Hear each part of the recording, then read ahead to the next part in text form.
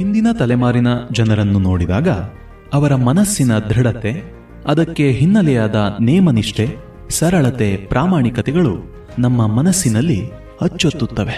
ಕನ್ನಡದಲ್ಲಿ ಹಿಂದಿನವರ ನೆನಪಿನ ಚಿತ್ರಗಳನ್ನು ಅಗಾಧ ಪ್ರಮಾಣದಲ್ಲಿ ಬರೆದವರು ಡಿ.ವಿ.ಜಿ. ಹಳೆಯ ಮೈಸೂರಿನ ಸಾಂಸ್ಕೃತಿಕ ಚರಿತ್ರೆಯೇ ಇಲ್ಲಿದೆ. ಒಂದು ದೇಶ ದೊಡ್ಡದಾಗಬೇಕಾದರೆ ಎಂಥ ವ್ಯಕ್ತಿಗಳು ಬೇಕು ಎಂಬುದನ್ನು ಡಿ.ವಿ.ಜಿ. ಸಹೃದಯತೆಯಿಂದ ಚಿತ್ರಿಸಿದ್ದಾರೆ. ಡಿ.ವಿ.ಜಿಯವರು ಸ್ವತಃ ಕಂಡು ಅನುಭವಿಸಿದ ಚಿತ್ರಗಳು ಇವು.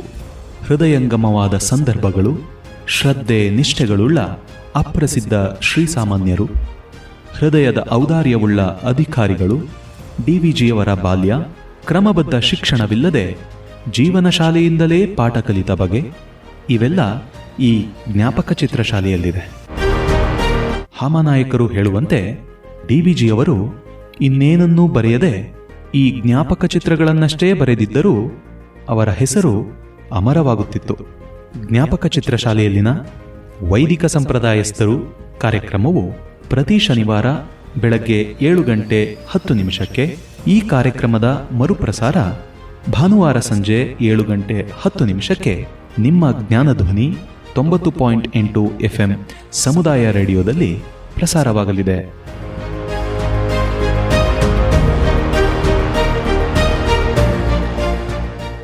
ಈ ಲೇಖನಮಾಲೆಯಲ್ಲಿ ಚಿತ್ರಿಸಿರುವ ಸಮಾಜ ಚಿತ್ರಗಳು ವಿಶೇಷವಾಗಿ ವೈದಿಕ ಬ್ರಾಹ್ಮಣರಿಗೆ ಸಂಬಂಧಪಟ್ಟವು. ಪೂರ್ವಕಾಲದ ವೈದಿಕ ಮಂಡಳಿ ನಮ್ಮ ದೇಶದ ಸಂಪತ್ತಿನಲ್ಲಿ ಒಂದು ಬಹು ಮುಖ್ಯವಾದ ಭಾಗವೆಂದು ನಾನು ಎಣಿಸಿದ್ದೇನೆ ಮತ್ತು ಹಾಗೆ ಅಭಿಪ್ರಾಯವುಳ್ಳವರು ನೂರಾರು ಮಂದಿ ಈಗಲೂ ಇದ್ದಾರೆಂದು ನಂಬಿಕೊಂಡಿದ್ದೇನೆ. ನಮ್ಮ ದೇಶದ ಸಂಪತ್ತು ಇರುವುದು ನಮ್ಮ ವೇದಶಾಸ್ತ್ರಗಳಲ್ಲಿಯೇ ಹೊರತು ಬೇರೆ ಕಡೆಯಲ್ಲ. ಯುದ್ಧ ಸಾಮಗ್ರಿಯ ವಿಷಯದಲ್ಲಿಯೂ, ಯಂತ್ರ ಕಾರ್ಖಾನೆಗಳ ವಿಷಯದಲ್ಲಿಯೂ, ಕೆರೆ ಕಾಲುವೆ ಕಟ್ಟಡಗಳ ವಿಷಯದಲ್ಲಿಯೂ, ಇನ್ನೂ ಬೇರೆ ಬಗೆಯ 4 ಲೌಕಿಕ ಸಂಪತ್ತುಗಳ ವಿಷಯದಲ್ಲಿಯೂ ನಮ್ಮ ದೇಶ ಪ್ರಸಿದ್ಧವಾಗಬೇಕೆಂದು, ಪ್ರಗತಿ ಪಡೆಯಬೇಕೆಂದು ಸಮಸ್ತ ಭಾರತೀಯರೂ ಆಶೆಪಟ್ಟುಕೊಂಡಿದ್ದಾರೆ. ಅದು ಸ್ವಾಭಾವಿಕವಾದದ್ದೂ ಹೌದು, ನ್ಯಾಯವಾದದ್ದೂ ಹೌದು. ಈ ಬಗೆಯ ಭೌತಿಕ ಸಂಪತ್ತಿನ ಸಂಪಾದನೆ ಒಂದು ದೊಡ್ಡ ಪೌರುಷ ಸಿದ್ಧಿ ಎನ್ನಲು ಯಾವ ಅಭ್ಯಂತರವೂ ಇಲ್ಲ. ಆದರೆ ಈ ಭೌತ ಸಂಪತ್ ಸಾಧನೆಯಲ್ಲಿ ಇಂಡಿಯಾ ದೇಶವು ಎಷ್ಟು ಮುಂದುವರಿದರೂ ಅದಕ್ಕೆ ಸ್ಪರ್ಧಿಗಳಾದವರು ಎಷ್ಟೋ ದೇಶಗಳವರು ಇರುತ್ತಾರೆ. ಇಂಡಿಯಾವು ಭೌತ ಸಾಹಸಗಳಲ್ಲಿ ಇಂಗ್ಲೆಂಡು, ಜರ್ಮನಿ, ಅಮೆರಿಕ, ರಷ್ಯಾಗಳಿಗೆ ಎಂದಾದರೂ ಸಮಾನವಾದೀತೆಂದು ನಾವು ಆಶೆಪಟ್ಟುಕೊಳ್ಳುವುದೇ ಮಹಾ ಸಾಹಸವೆಂದು ನನಗೆ ಅನಿಸುತ್ತದೆ. ನಾವು ಪ್ರಯತ್ನ ಪಡಬೇಕಾದದ್ದು ಕರ್ತವ್ಯ. ಪ್ರಯತ್ನ ಪಡೋಣ. ಆದರೆ ಅಗ್ರಸ್ಥಾನ ನಮಗೇ ದೊರೆತೀತೆಂದು ಆಶೆ ಇಟ್ಟುಕೊಳ್ಳುವುದು ಒಂದು ಅತಿವಾದವೆಂದೇ ನನಗೆ ತೋರುತ್ತದೆ. ಆದರೆ ಇಂಥ ಸ್ಪರ್ಧಾ ಭಯಕ್ಕೆ ಎಡೆಕೊಡದ ಕ್ಷೇತ್ರವೆಂದರೆ ಸಂಸ್ಕೃತಿ, ಅದರಲ್ಲಿಯೂ ಆಧ್ಯಾತ್ಮಿಕ ಸಂಸ್ಕೃತಿ. ಈ ಆಧ್ಯಾತ್ಮಿಕ ಸಂಸ್ಕೃತಿಯೇ ಇಂಡಿಯಾ ದೇಶದ ಸಂಪತ್ತಿನಲ್ಲಿ ಪರಮಶ್ರೇಷ್ಠವಾದ ಭಾಗ.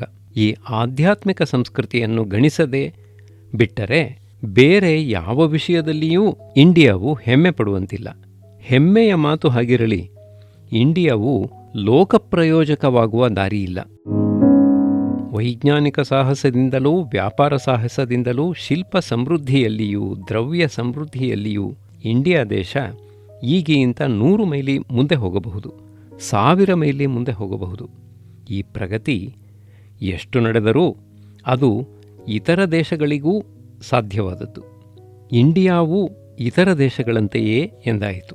ಕರೋಣ, ತೆರೋಣ, ತಿಂಬೋಣ, ಮಲಗೋಣ ಮತ್ತೇಳೋಣ, ಹೀಗೆ ಸಂಗ್ರಹವಾಗಿ ಹೇಳಿದ್ದಾರೆ ದಾಸರು ಬಹಿರಂಗ ಜೀವನದ ಸ್ವಾರಸ್ಯಗಳನ್ನು.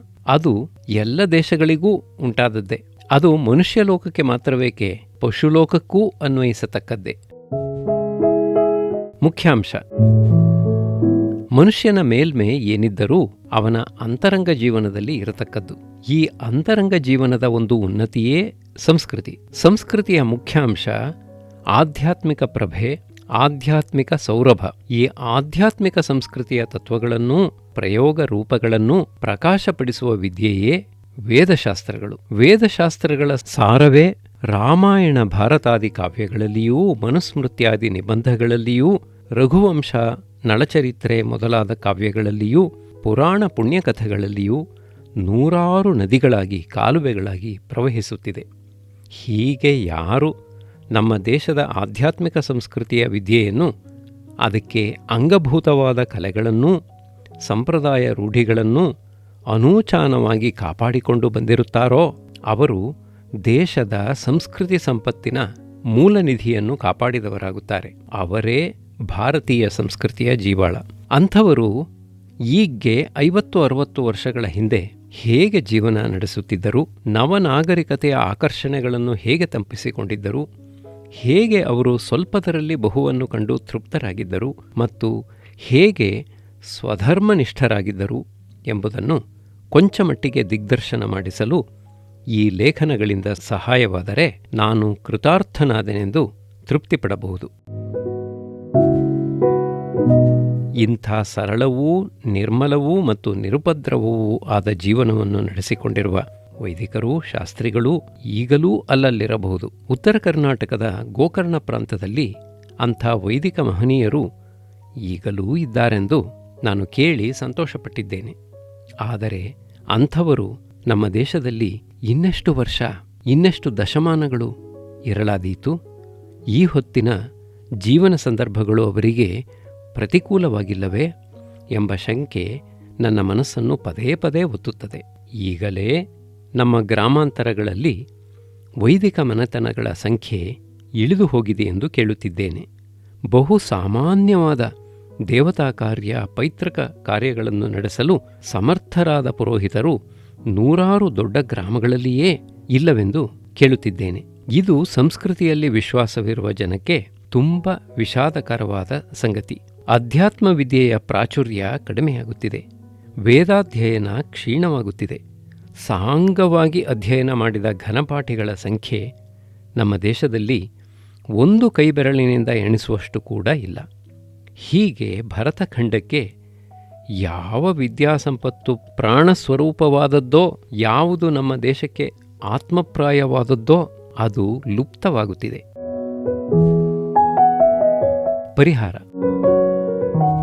ಈ ಲೋಪವನ್ನು ಪರಿಹಾರ ಮಾಡುವುದು ಹೇಗೆ? ಈ ಲೋಪವನ್ನು ಪರಿಹಾರ ಮಾಡಬೇಕೆಂದು ಮನಸ್ಸುಳ್ಳವರು ಯಾರು? ಮೊದಲು ಅವರನ್ನು ನಾವು ಕಂಡುಹಿಡಿದರೆ ಅವರು ಏನು ಮಾಡಲಾದೀತೆಂಬುದನ್ನು ಆಮೇಲೆ ಚಿಂತಿಸಬಹುದು. ನನಗೆ ತೋರಿದ ಒಂದೆರಡು ಆಲೋಚನೆಗಳನ್ನು ಇಲ್ಲಿ ವಿಜ್ಞಾಪನೆ ಮಾಡುತ್ತೇನೆ. 1. ಮೊದಲು ಆಗಬೇಕಾಗಿರುವುದು ವೈದಿಕರ ಮನೋನಿಶ್ಚಯ. ಅವರು ತಮಗೆ ಎಷ್ಟು ಕಷ್ಟ ಬರಲಿ, ಎಷ್ಟು ದಾರಿದ್ರ್ಯ ಬರಲಿ, ತಮ್ಮ ಕುಲವಿದ್ಯೆಯನ್ನು ತಾವು ಎಂದಿಗೂ ಕೈಬಿಡತಕ್ಕವರಲ್ಲವೆಂದು ಪ್ರತಿಜ್ಞೆ ತೊಡಬೇಕು. 2. ವೇದಶಾಸ್ತ್ರಗಳ ವಿಷಯದಲ್ಲಿಯೂ ವೈದಿಕ ಬ್ರಾಹ್ಮಣರ ವಿಷಯದಲ್ಲಿಯೂ ಅಲಕ್ಷ್ಯ ಮಾಡುವುದಿಲ್ಲವೆಂದು, ಅವಹೇಳನ ಮಾಡುವುದಿಲ್ಲವೆಂದು ಇತರ ಜನ, ಅದರಲ್ಲಿಯೂ ಬ್ರಾಹ್ಮಣರು ಪ್ರತಿಜ್ಞೆ ತೊಡಬೇಕು. 3. ವೈದಿಕರು ಸರಕಾರದಿಂದಲೂ ಅಧಿಕಾರಿಗಳಿಂದಲೂ ಸಹಾಯ ಬೇಡುವುದನ್ನು ಪೂರ್ತಿಯಾಗಿ ಬಿಡಬೇಕು. 4. ವೈದಿಕರಿಗೆ ಸರ್ಕಾರದ ವಿಷಯದಲ್ಲಿ ವಿರೋಧವು ಸರ್ವಥಾ ಇಲ್ಲ. ಸರ್ಕಾರವು ಚೆನ್ನಾಗಿ ನಡೆಯಬೇಕೆಂಬುದೇ ವೇದಶಾಸ್ತ್ರಗಳ ನಿರಂತರ ಪ್ರಾರ್ಥನೆ. ಕಲ್ಪತೆ ಹವೈ ತತ್ರ ಪ್ರಜಾಭ್ಯೋ ಯೋಗಕ್ಷೇಮ. ಆದರೆ ಮಂತ್ರಿಗಳಲ್ಲಿಯೂ ಇತರ ಪ್ರಬಲ ಜನರಲ್ಲಿಯೂ ವೈದಿಕರು ಯಾಚನೆಗಾಗಿ ಹೋಗತಕ್ಕದ್ದಲ್ಲ. ಅವರು ಉಪಸರ್ಪಣೆ ಮಾಡುವುದರಿಂದ ತಾವು ಹಣವಂತರಿಗೆ ವಿಧೇಯರಾಗತಕ್ಕವರೆಂದು ಸೂಚನೆಯಾಗುತ್ತದೆ. ಈ ಬಗೆಯ ದೈನ್ಯವು ಯಾರಿಗೂ ಒಳ್ಳೆಯದಲ್ಲ. ವೈದಿಕರಿಗಂತೂ ಅದು ತೀರಾ ಅಯುಕ್ತ. 5. ಈ ಹೊತ್ತಿನ ಕಷ್ಟ ಪರಿಸ್ಥಿತಿಯಲ್ಲಿ ಬ್ರಾಹ್ಮಣರಿಗೆ ಜೀವನೋಪಾಯದ ಚಿಂತೆ ಬಹುವಾಗಿರುವುದು ಸ್ವಾಭಾವಿಕ. ಈ ಚಿಂತೆಯನ್ನು ಪರಿಹರಿಸಿಕೊಳ್ಳುವ ಪ್ರಯತ್ನದಲ್ಲಿ ಬ್ರಾಹ್ಮಣರು ಕುಲಧರ್ಮವನ್ನು ಬಿಡತಕ್ಕದ್ದಲ್ಲ. ಎಷ್ಟು ಮಾತ್ರ ಸಾಧ್ಯವೋ ಅಷ್ಟು ಮಟ್ಟಿಗಾದರೂ ಕುಲವಿದ್ಯೆಯನ್ನು ಕಾಪಾಡಿಕೊಳ್ಳತಕ್ಕದ್ದು. ಕಚೇರಿ ಕಾರ್ಖಾನೆಗಳಲ್ಲಿ ಕೆಲಸ ಮಾಡುವವರಿಗೆ ಬಹುಶಃ ಸಂಜೆಯ ಕಾಲ ಅವರದಾಗಿಯೇ ಇರುತ್ತದೆ. ಸಂಜೆ ಮನೆಗೆ ಬೇಗನೆ ಬಂದು ಮಾರನೆಯ ದಿನ ಕೆಲಸಕ್ಕೆ ಹೋಗುವವರೆಗೂ ಇರುವ ಬಿಡುವಿನ ಹೊತ್ತನ್ನು ಅವರು ನಿಯಮದಿಂದ ಅಧ್ಯಯನಾದಿ ಕಾರ್ಯಗಳಿಗೆ ವಿನಿಯೋಗಿಸಬೇಕು. ಈ ಕಾಲ ಕೊಂಚದ್ದು, ಅದರಲ್ಲಿ ಸಾಧ್ಯವಾಗಬಹುದಾದದ್ದು ಕೊಂಚ. ಹಾಗಿದ್ದರೂ ಆ ಕೊಂಚವನ್ನು ವ್ರತಬುದ್ಧಿಯಿಂದ ನಡೆಸಬೇಕು. 6. ಲೌಕಿಕ ವೃತ್ತಿಗಳಲ್ಲಿರುವ ಬ್ರಾಹ್ಮಣರು ಸಹ ಈ ನಿಯಮವನ್ನು ಹಿಡಿದು ಆದಷ್ಟು ಮಟ್ಟಿಗೆ ಸದಾಚಾರ ಸಂಪ್ರದಾಯಗಳನ್ನು ಕಾಪಾಡಬೇಕು. ಮನೆಯ ವಾತಾವರಣ ಬ್ರಾಹ್ಮಣ ವಾತಾವರಣವಾಗಬೇಕು. 7. ನಮ್ಮ ಪುರೋಹಿತರುಗಳು ವೈದಿಕ ಕರ್ಮದ ವಿಷಯದಲ್ಲಿ ಪ್ರೋತ್ಸಾಹ ಕೊಡಬೇಕು. ಹಾಗೆಂದರೆ ಮುಖ್ಯವಾಗಿ ತಮ್ಮ ದಕ್ಷಿಣೆಯ ಭಾಗವನ್ನು ಬೆಳೆಸಬಾರದು. ಇಲ್ಲಿಯೇ ವೈದಿಕರಿಗೆ ಬರುವ ಅಪಕೀರ್ತಿ. ಈ ಅಪಕೀರ್ತಿಗೆ ಕಾರಣವಿರುವುದನ್ನು ನಾನು ಸ್ವಂತವಾಗಿ 4 ಕಡೆ ಕಂಡಿದ್ದೇನೆ.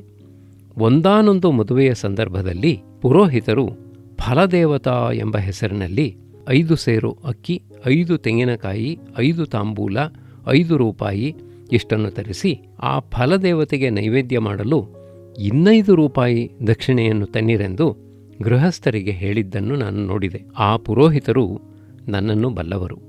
ಆದರೆ ಆ ಮದುವೆಯ ಸಂದರ್ಭದಲ್ಲಿ ನಾನು ಮಂಟಪದಲ್ಲಿ ಇದ್ದದ್ದನ್ನು ಅವರು ಕಂಡಿರಲಿಲ್ಲ. ಗೃಹಸ್ಥರು 2ನೆಯ ಸಾರಿ ಫಲದಕ್ಷಿಣೆಗಳನ್ನು ತರುವ ಪ್ರಯತ್ನದಲ್ಲಿದ್ದಾಗ ಪುರೋಹಿತರ ದೃಷ್ಟಿ ನನ್ನ ಮೇಲೆ ಬಿತ್ತು. ಆಗ ಪುರೋಹಿತರು ನನ್ನ ಬಳಿ ಬಂದು ತಪ್ಪಾಯಿತೆಂದು ಅಂಗಲಾಚಿದರು.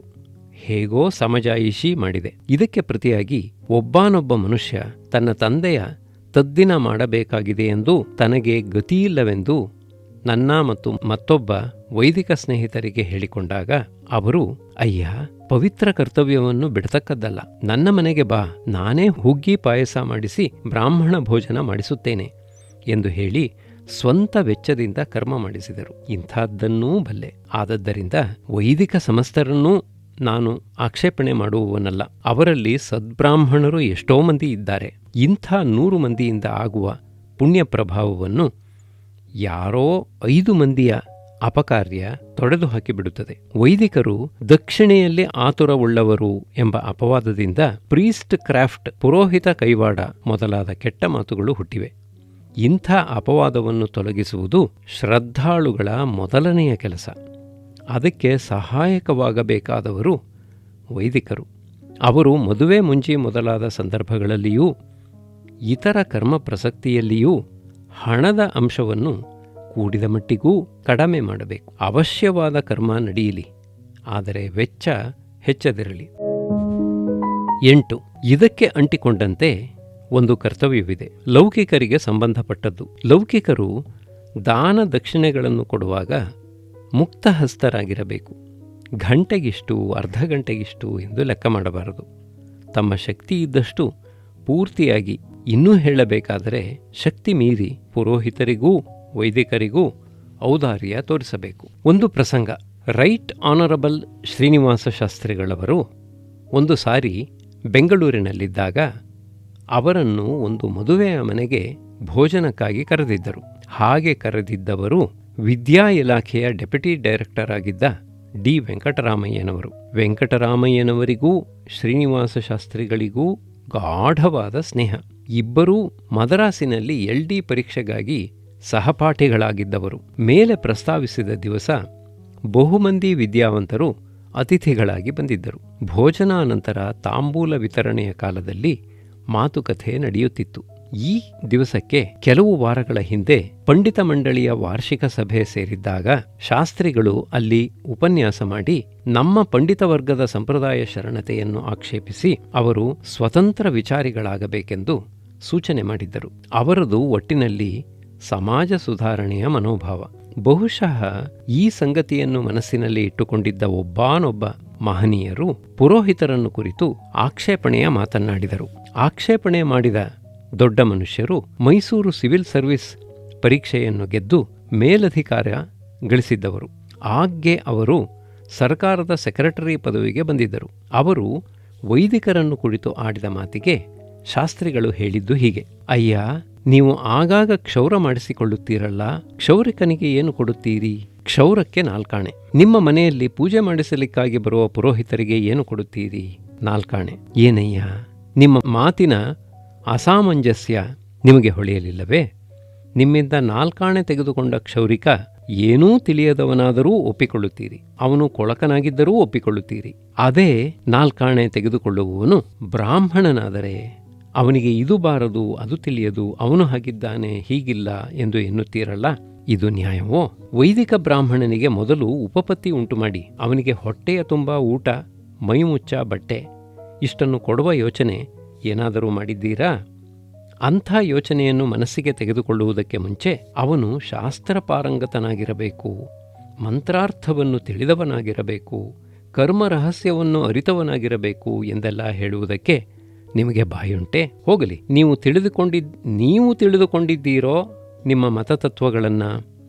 ಈಗ ದೇವರು ನಿಮಗೆ ಅನುಕೂಲ ಮಾಡಿದ್ದಾನೆ, ಒಳ್ಳೆಯ ಹುದ್ದೆಯಲ್ಲಿದ್ದೀರಿ, ಇಂಗ್ಲಿಷಿನಲ್ಲಿಯೂ ವಿಜ್ಞಾನದಲ್ಲಿಯೂ ಯೋಗ್ಯತೆ ಸಂಪಾದಿಸಿದ್ದೀರಿ, ಕೈತುಂಬ ಸಂಬಳ ಬರುತ್ತದೆ. ಹೀಗಿರುವಾಗ ನೀವು ಮತವಿಚಾರಕ್ಕೆ ಎಷ್ಟು ಕಾಲ ಕೊಟ್ಟಿದ್ದೀರಿ? ಅಯ್ಯ, ನೀವು ಕ್ಷೌರಕ್ಕೆ ಕೊಡುವಷ್ಟು ಕಾಲವನ್ನು ಮತವ್ಯಾಸಂಗಕ್ಕೆ ಕೊಡುತ್ತಿದ್ದೀರೋ?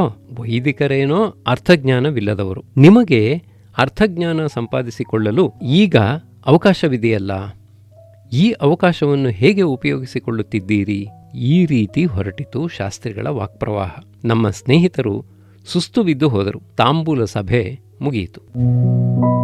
ಇದುವರೆಗೆ ವೈಯಕ್ತಿಕವಾದ ವರ್ತನೆಯನ್ನು ಕುರಿತು ಹೇಳಿದ್ದಾಯಿತು. ಸಾಮುದಾಯಿಕವಾಗಿ ಆಗಬೇಕಾದ ಕೆಲಸ ಮುಖ್ಯವಾದದ್ದಿದೆ. ಅದು ವಿಶೇಷವಾಗಿ ನಮ್ಮ ಮಠಾಧೀಶರುಗಳಿಂದ ಆಗಬೇಕಾದದ್ದು. ಪ್ರತಿಯೊಂದು ಮಠದವರೂ ವರ್ಷಕ್ಕೊಂದು ಸಾರಿ ಸಭೆ ಸೇರಿ ಸಂಭಾವನೆ ಕೊಡಬೇಕಾದದ್ದು ಅಧ್ಯಾಪಕರಿಗೂ ವಿದ್ಯಾರ್ಥಿಗಳಿಗೂ ಸಹ. ಇದು ಬಹು ಮುಖ್ಯವಾದ ಕೆಲಸ. ಕಂಚಿ ಕಾಮಕೋಟಿ ಪೀಠದ ಗುರುಗಳವರು ಇಂಥ ಕಾರ್ಯವನ್ನು ಕೆಲ ವರ್ಷಗಳಿಂದ ಕ್ರಮವಾಗಿ ನಡೆಸಿಕೊಂಡು ಬರುತ್ತಿದ್ದಾರೆ. ಅಷ್ಟೇ ಅಲ್ಲದೆ ವೇದಾಧ್ಯಯನ ನಿರತರಾಗಿರುವವರಿಗಾಗಿ ಜೀವಿಕೆಗಾಗಿ ಒಂದು ನಿಧಿಯನ್ನು ಕೊಟ್ಟು ಅದರಿಂದ ಅವರು ಜಮೀನಿನ ರೂಪದಲ್ಲಿಯೋ ಬೇರೆ ರೀತಿಯಲ್ಲಿಯೋ ಆದಾಯ ಸಂಪಾದನೆ ಮಾಡಿಕೊಂಡು ನಿರುಪಾಧಿಕ ಜೀವನದಿಂದ ವೇದ ಪ್ರಚಾರ ಮಾಡತಕ್ಕದ್ದೆಂದು ನಿಯಮ. ಸರ್ಕಾರದಿಂದ ವೇದ ವಿದ್ಯೆಯ ಬಗೆಗೆ ಸಹಾಯ ಪ್ರೋತ್ಸಾಹಗಳನ್ನು ನಿರೀಕ್ಷಿಸಬಾರದು. ಇಂದಿನ ಸರ್ಕಾರಗಳು ರಾಜಮಹಾರಾಜರುಗಳ ಸರ್ಕಾರಗಳಲ್ಲ. ಇಂದಿನ ಸರ್ಕಾರಗಳಲ್ಲಿ ನಾನಾ ಜಾತಿಯ ಜನ ಸೇರಿಕೊಂಡಿರುತ್ತಾರೆ. ಅವರಲ್ಲಿ ವೇದಶ್ರದ್ಧೆ ಇಲ್ಲದವರು ಪ್ರಬಲರಾಗಿದ್ದಾರೆ. ಅಂಥ ಸರ್ಕಾರಗಳಿಂದ ಸಹಾಯವನ್ನು ತೆಗೆದುಕೊಳ್ಳುವುದರಿಂದ ಅನ್ಯಮತೀಯರೂ ಸುಧಾರಣಾಕರ್ತರೂ ವೈದಿಕ ಮತವ್ಯವಸ್ಥೆ ಸಮಾಜ ವ್ಯವಸ್ಥೆಗಳಲ್ಲಿ ತಲೆ ಹಾಕಿಕೊಂಡು ಬರಲು ಅವಕಾಶವಾದೀತು. ಪ್ರತಿಕೂಲ. ಹೀಗೆ ಒಟ್ಟಿನ ಮೇಲೆ ಸದ್ಯದ ಪರಿಸ್ಥಿತಿ ಬಹುಭಾಗಗಳಲ್ಲಿ ಪ್ರತಿಕೂಲವಾಗಿದೆ. ಇನ್ನು ಮುಂದಿನ ದೇಶ ಪರಿಸ್ಥಿತಿಯಲ್ಲಿ ಜೀವನದ ಶುಚಿತೆಗೂ ಸರಳತೆಗೂ ಶಾಂತಿಗೂ ಅವಕಾಶ ಬರಬರುತ್ತಾ ಇನ್ನೂ ಕಡಿಮೆಯಾಗುತ್ತದೆ.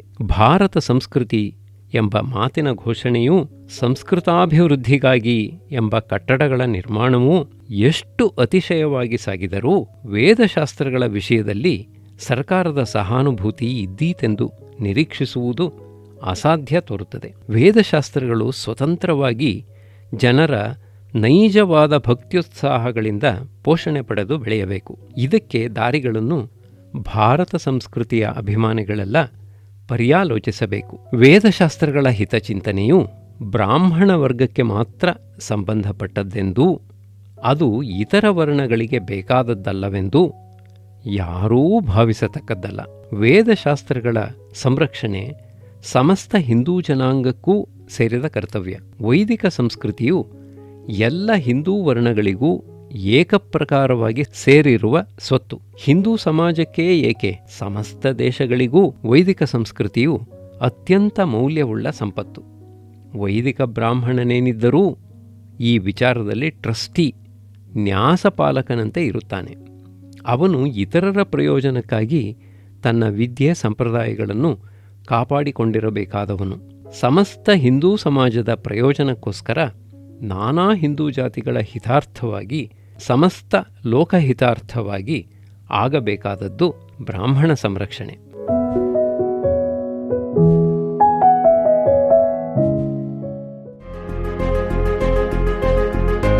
ಹಿಂದಿನ ತಲೆಮಾರಿನ ಜನರನ್ನು ನೋಡಿದಾಗ ಅವರ ಮನಸ್ಸಿನ ದೃಢತೆ, ಅದಕ್ಕೆ ಹಿನ್ನೆಲೆಯಾದ ನೇಮನಿಷ್ಠೆ, ಸರಳತೆ, ಪ್ರಾಮಾಣಿಕತೆಗಳು ನಮ್ಮ ಮನಸ್ಸಿನಲ್ಲಿ ಅಚ್ಚೊತ್ತುತ್ತವೆ. ಕನ್ನಡದಲ್ಲಿ ಹಿಂದಿನವರ ನೆನಪಿನ ಚಿತ್ರಗಳನ್ನು ಅಗಾಧ ಪ್ರಮಾಣದಲ್ಲಿ ಬರೆದವರು ಡಿ.ವಿ.ಜಿ. ಹಳೆಯ ಮೈಸೂರಿನ ಸಾಂಸ್ಕೃತಿಕ ಚರಿತ್ರೆಯೇ ಇಲ್ಲಿದೆ. ಒಂದು ದೇಶ ದೊಡ್ಡದಾಗಬೇಕಾದರೆ ಎಂಥ ವ್ಯಕ್ತಿಗಳು ಬೇಕು ಎಂಬುದನ್ನು ಡಿ.ವಿ.ಜಿ. ಸಹೃದಯತೆಯಿಂದ ಚಿತ್ರಿಸಿದ್ದಾರೆ. ಡಿ.ವಿ.ಜಿಯವರು ಸ್ವತಃ ಕಂಡು ಅನುಭವಿಸಿದ ಚಿತ್ರಗಳು ಇವು. ಹೃದಯಂಗಮವಾದ ಸಂದರ್ಭಗಳು, ಶ್ರದ್ಧೆ ನಿಷ್ಠೆಗಳುಳ್ಳ ಅಪ್ರಸಿದ್ಧ ಶ್ರೀಸಾಮಾನ್ಯರು, ಹೃದಯದ ಔದಾರ್ಯವುಳ್ಳ ಅಧಿಕಾರಿಗಳು, DVಜಿಯವರ ಬಾಲ್ಯ, ಕ್ರಮಬದ್ಧ ಶಿಕ್ಷಣವಿಲ್ಲದೆ ಜೀವನ ಶಾಲೆಯಿಂದಲೇ ಪಾಠ ಕಲಿತ ಬಗೆ, ಇವೆಲ್ಲ ಈ ಜ್ಞಾಪಕ ಚಿತ್ರಶಾಲೆಯಲ್ಲಿದೆ. ಹಾಮನಾಯಕರು ಹೇಳುವಂತೆ DVಜಿಯವರು ಇನ್ನೇನನ್ನೂ ಬರೆಯದೆ ಈ ಜ್ಞಾಪಕ ಚಿತ್ರಗಳನ್ನಷ್ಟೇ ಬರೆದಿದ್ದರೂ ಅವರ ಹೆಸರು ಅಮರವಾಗುತ್ತಿತ್ತು. ಜ್ಞಾಪಕ ಚಿತ್ರಶಾಲೆಯಲ್ಲಿನ ವೈದಿಕ ಸಂಪ್ರದಾಯಸ್ಥರು ಕಾರ್ಯಕ್ರಮವು ಪ್ರತಿ ಶನಿವಾರ ಬೆಳಗ್ಗೆ 7:10 ಈ ಕಾರ್ಯಕ್ರಮದ ಮರುಪ್ರಸಾರ ಭಾನುವಾರ ಸಂಜೆ 7:10 ನಿಮ್ಮ ಜ್ಞಾನಧ್ವನಿ 90.8 FM ಸಮುದಾಯ ರೇಡಿಯೋದಲ್ಲಿ ಪ್ರಸಾರವಾಗಲಿದೆ.